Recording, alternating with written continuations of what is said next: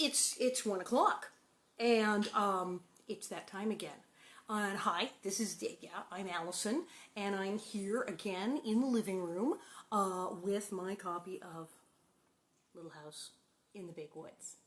And we're still on Little House in the Big Woods. I know, this is crazy. It's what day is it? It's Tuesday. It's Tuesday already. And I said we would do chapter 9, page 156, Going to Town. And we are going to go to town. The girls have never been to town. Now, some of you have these books. Some of you not only have the Little House books, you have this set. You do, don't you? The yellow covers, right? Yeah, it's awesome. But if you don't have the books, you can still get them. They have them online. Also, you can get them. They're on Kindle now. You can totally download the entire set of Laura Ingalls Wilder books now on Kindle. It's totally a thing. And check, because money's tight, the library. Yes, libraries are shut down. The library is open online. Your local library has a website, and they're doing stuff where you can check out free Kindles.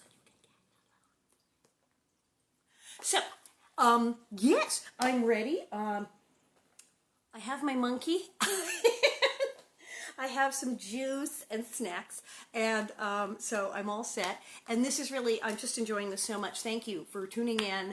And in case you're wondering, yes, I am starting to hear from other members of the Little House on the Prairie cast who have expressed interest in reading. So other people of Walnut Grove, other people from the show, may possibly be popping in to read also chapters, which is going to get crazy. So brace thyself. So that's coming up in the next few days, but as we get to the other books.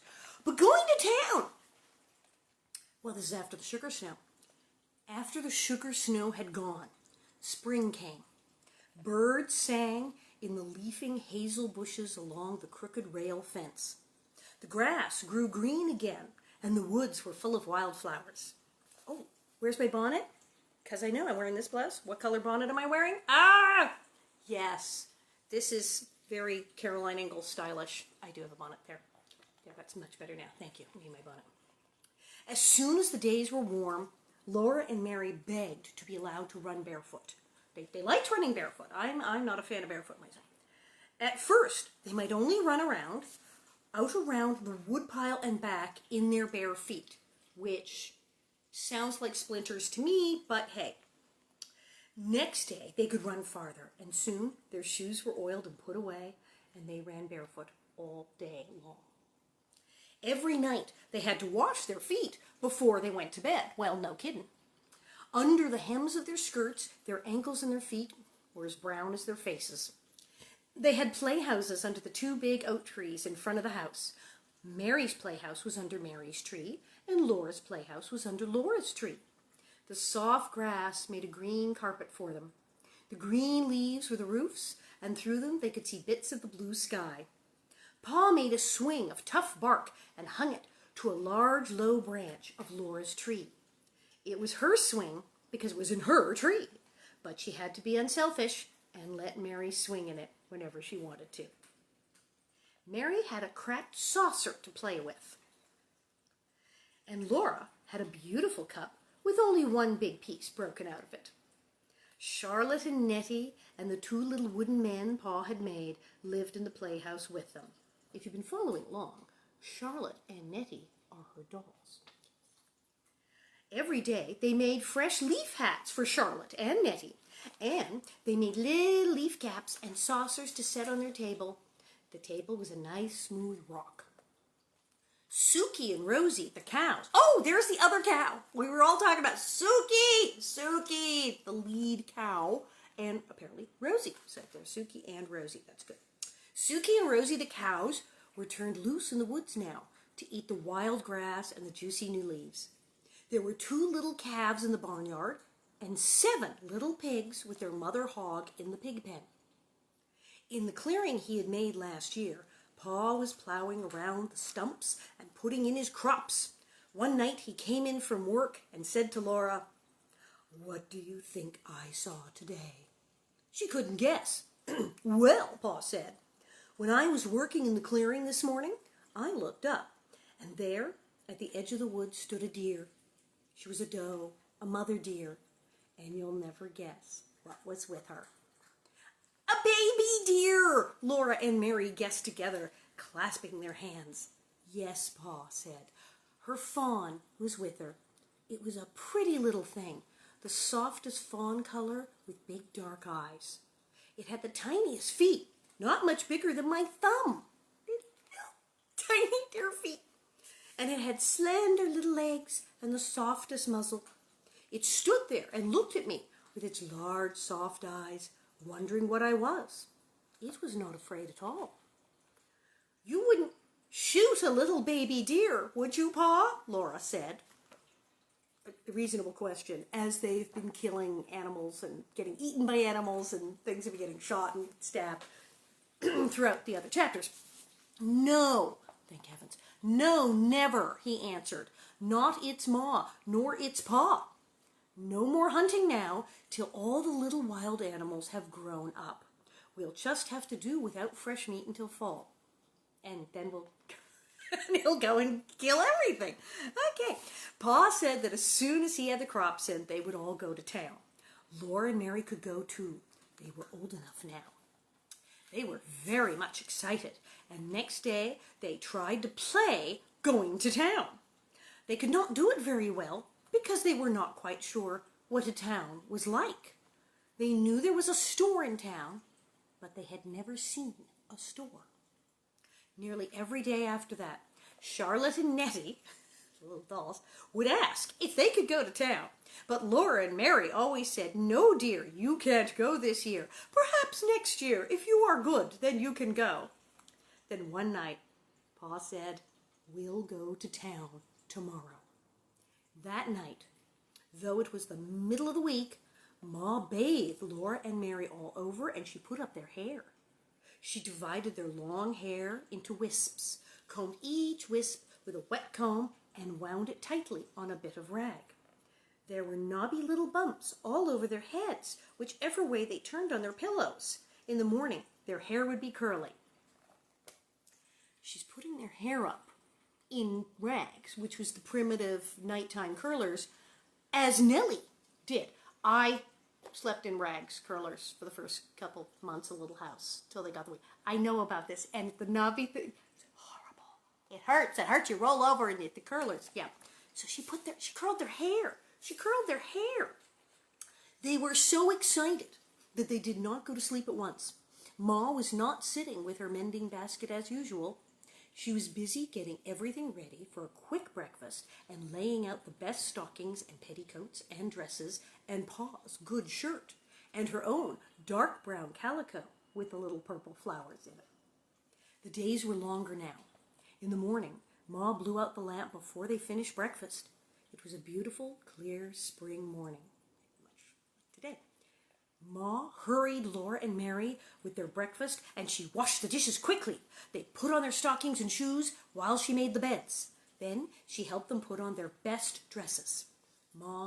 Mary's china blue calico, the china blue calico, and Laura's dark red calico. Mary buttoned Laura up the back, and then Ma buttoned Mary. Ma took the rags off their hair and combed it into long, round curls that hung down over their shoulders.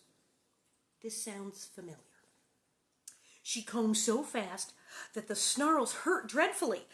Mary's hair was beautifully golden, but Laura's was only a dirt-colored brown.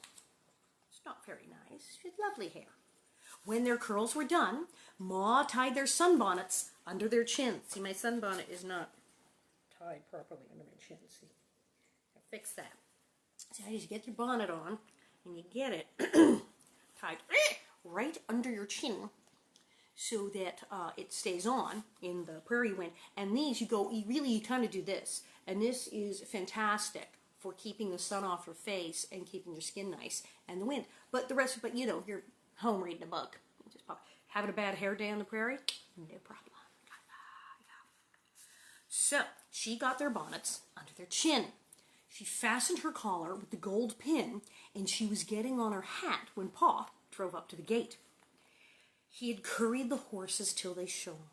He had swept the wagon box clean and laid a clean blanket on the wagon seat. Ma, with baby Carrie in her arms, sat up on the wagon seat with Pa, and Laura and Mary sat on a board fastened across the wagon box behind the seat. They were happy as they drove through the springtime woods. Carrie laughed and bounced, Ma was smiling, and Pa whistled while he drove the horses. The sun was bright and warm on the road. Sweet, cool smells came out of the leafy woods. Rabbits stood up in the road ahead, their little front paws dangling down and their noses little bunnies on their hind legs, and their noses sniffing, and the sun shone through their tall, twitching ears. Then they bounded away with a flash of little white tail. Twice Laura and Mary saw deer looking at them with their large dark eyes from the shadows among the trees. It was 7 miles to town. The town was named Pepin, and it was on the shore of Lake Pepin. They're in Wisconsin. Hey, anybody, are you in Wisconsin? Who's in Wisconsin? I'm sure, are people near Pepin, Wisconsin, Laura's actual home? Because that would be a trip and a half, because she's in Pepin, Wisconsin right now, and there's probably people watching. It was 7 miles. After a long time, Laura began to see glimpses of blue water between the trees. The hard road turned to soft sand. The wagon wheels went deep down in it, and the horses pulled and sweated. Often Pa stopped them to rest for a few minutes. Then all at once, the road came out of the woods, and Laura saw the lake. It was as blue as the sky, and it went to the edge of the world. As far as she could see, there was nothing but flat blue water. Very far away, the sky and the water met, and there was a darker blue line. The sky was large overhead. Laura had never known that the sky was so big. There was so much empty space all around her that she felt small and frightened and glad that Pa and Ma were there. Suddenly, the sunshine was hot. The sun was almost overhead in the large empty sky, and the cool woods stood back from the edge of the lake. Even the big woods seemed smaller under so much sky. Pa stopped the horses and turned around on the wagon seat. He pointed ahead with his whip. Whips, guns, knives, whips. What are you going to do? Pointed with his whip. There you are, Laura and Mary, he said. There's the town of Pepin. Laura stood up on the board, and Pa held her safe by the arm so she could see the town. When she saw it, she could hardly breathe. She knew how Yankee Doodle felt when he could not see the town because there were so many houses. We sang that the other day. There was a thing, a Yankee Doodle came to town, he couldn't see the town because there were so many houses. I know. Right on the edge of the lake, there was one great big building. That was the store, Pa told her. It was not made of logs. It was made of wide gray boards running up and down. The sand spread all around it. And yes, there is a drawing. So, there they are. Wagon. And look, that's the store. You can see the store. There it is. There's the store. Behind the store, there was a clearing, larger than Pa's clearing in the woods at home. Standing among the stumps, there were more houses than Laura could count. There were so many houses. They were not made of logs either. They were made of boards like the store. Laura had never imagined so many houses, and they were so close together. Of course, they were much smaller than the store. One of them was made of new boards that had not had time to even gray. It was the yellow color of newly cut wood. People were living in all of these houses. Smoke rose up from their chimneys, though it was not Monday, because it's not Monday, because it's Tuesday. Some woman had spread out washing on the bushes and stumps by her house. Well, in the city. I mean, they just do things on their own schedule. Ma had said you do washing on Monday and iron on Tuesday. But they washed on a Tuesday. It's the city. Several girls and boys were playing in the sunshine in the open space between the store and the houses. They were jumping from one stump to the next stump and shouting. Well, that's Pepin, said Pa. Laura just nodded her head. She looked and looked and could not say a word. After a while, she sat down again, and the horses went on. They left the wagon on the shore of the lake. Pa unhitched the horses and tied one to each side of the wagon box. Then he took Laura and Mary by the hand, and Ma came beside them, carrying baby Carrie. They walked through the deep sand to the store. The warm sand came in over the tops of Laura's shoes. There was a wide platform in front of the store, and at one end of it, steps went up to it out of the sand.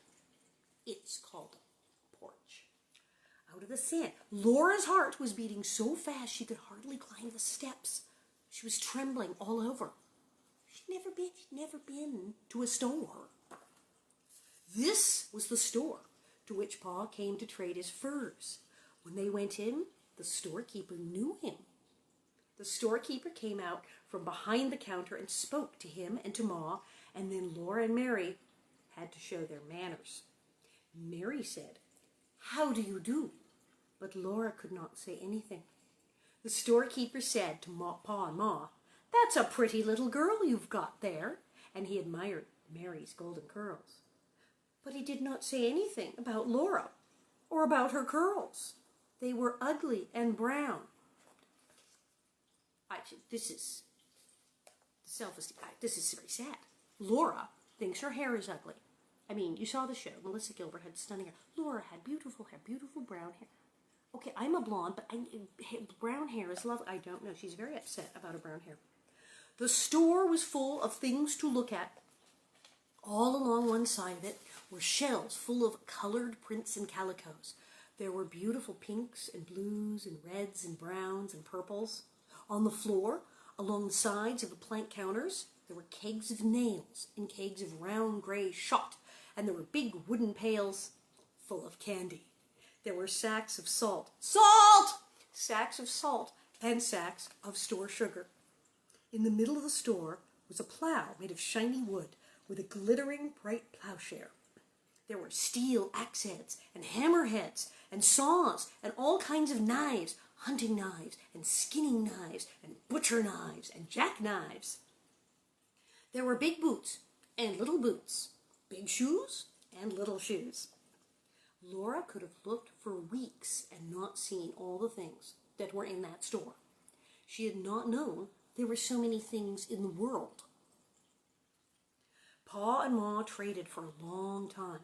The storekeeper took down bolts and bolts of beautiful calicos and spread them out for Ma to finger and look at and price.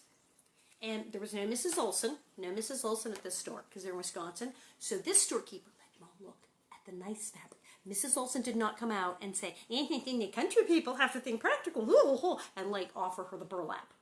These were the good storekeepers, the nice storekeeper. Laura and Mary looked, but must not touch. Every new color and pattern was prettier than the last, and there were so many of them. Laura did not know how Ma would ever choose. Oh, look, it's the big, there they are. There's a store. Look at all that. There is a lot of stuff.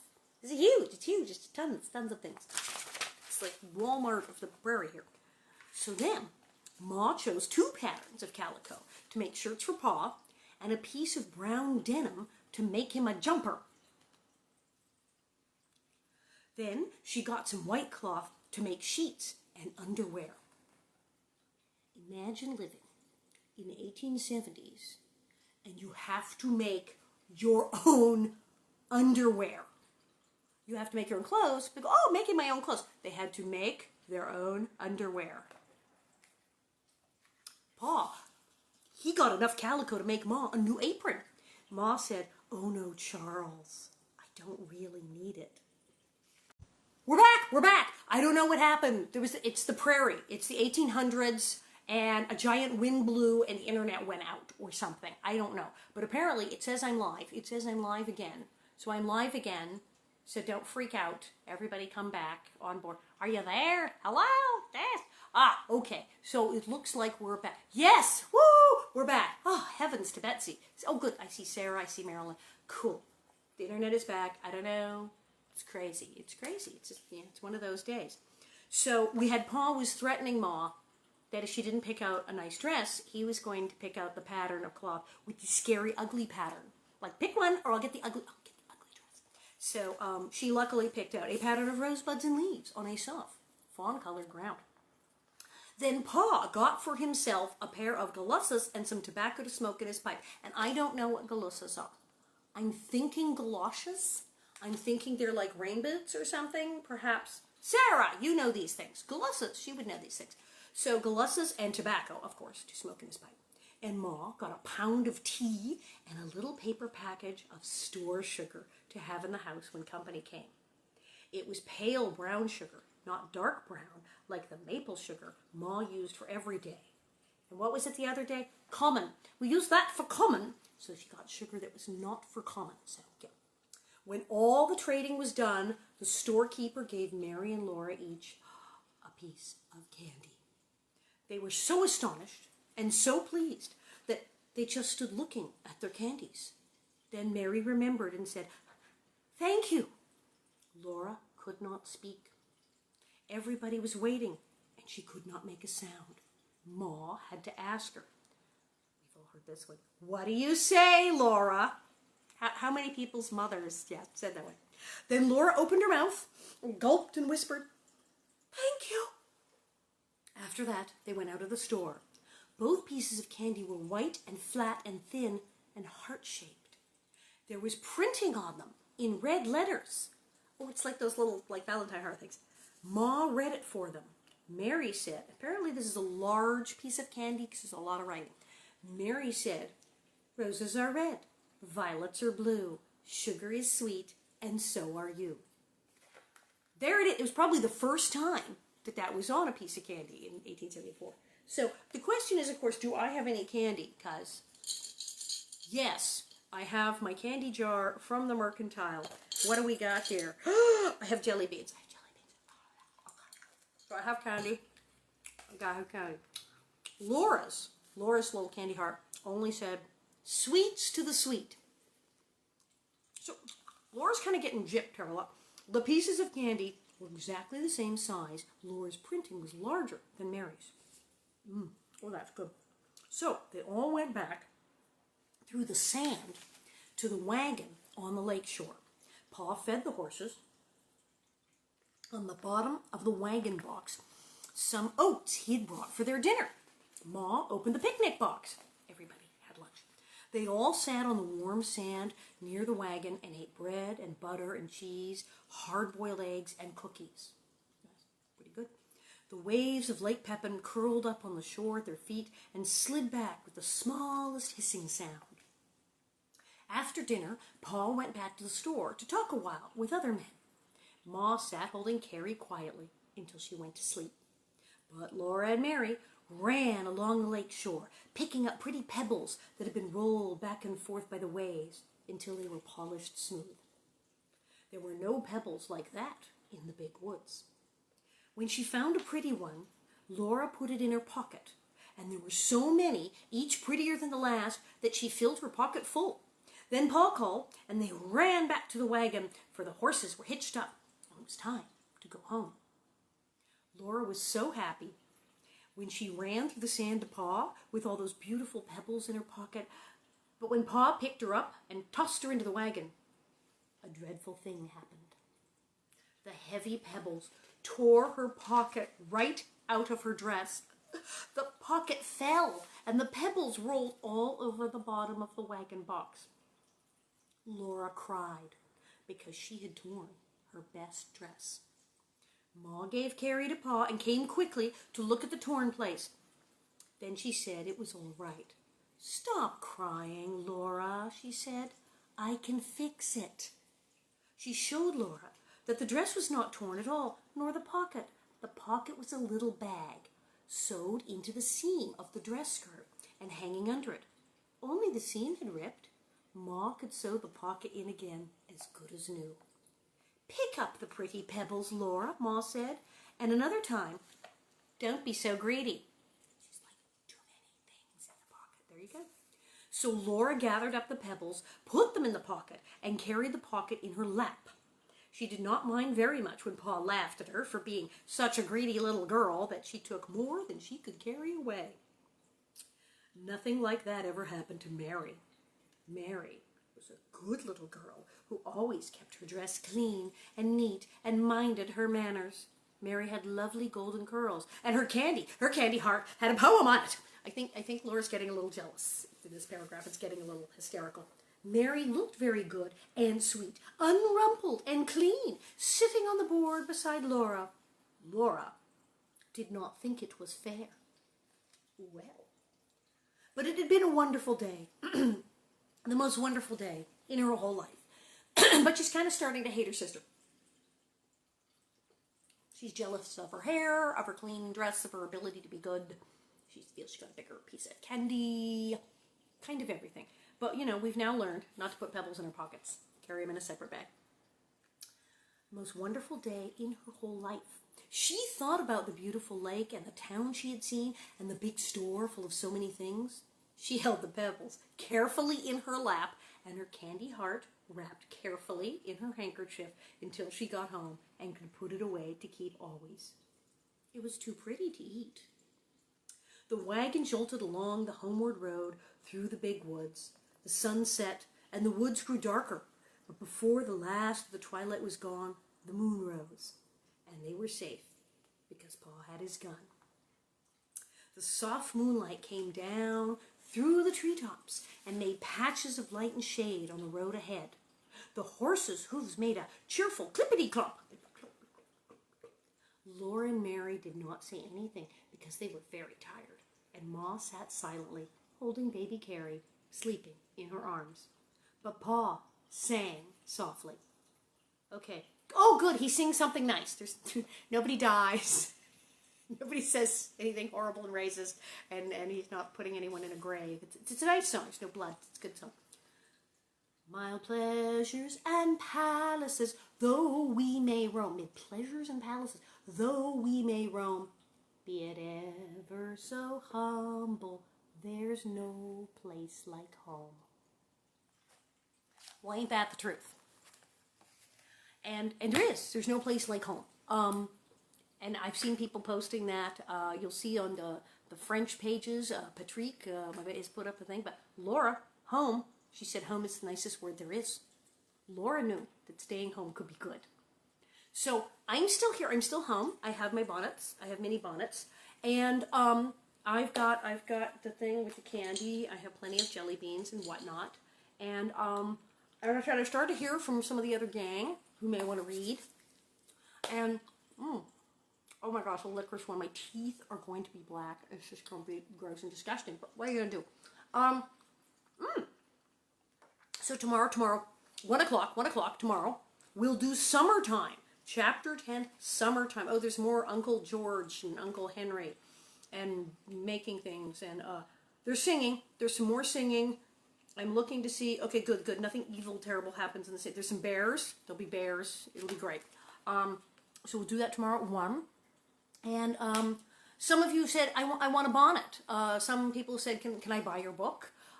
Sure. Some people have said, well, now, are you charging for the... No, this is free. This is free. It's free, like the commercial. You can just watch this, and you can watch it over and over again, and you can share it to other people's pages. And everyone can watch this thing every day, all day long, if you want to. So that's a total freebie. Someone said, well, can I donate something? Yes, if you feel the urge, the charity that I'm on the board of, protect.org, P-R-O-T-E-C-T, protect.org. You can go to protect.org, which is the National Association to Protect Children, and if you feel like making a donation there, they're beautiful people doing beautiful, fantastic things. So you can check them out. But stay tuned, because more wacky things are going to happen, and tomorrow is Wednesday, and it will be Summertime, and we'll do that one, and I'll have more snacks and things. And thank you. I have so much fun doing this, and I do have bonnets. I can sell you a bonnet. There's lots of bonnets. I have fun doing this, and you guys are awesome. I'm well, and Bob is well, and the cat is well, and we're good. And I'm fine, and I hope you're doing good. And so just stay tuned. Bye! Be good, little bonnet heads. Wash your hands.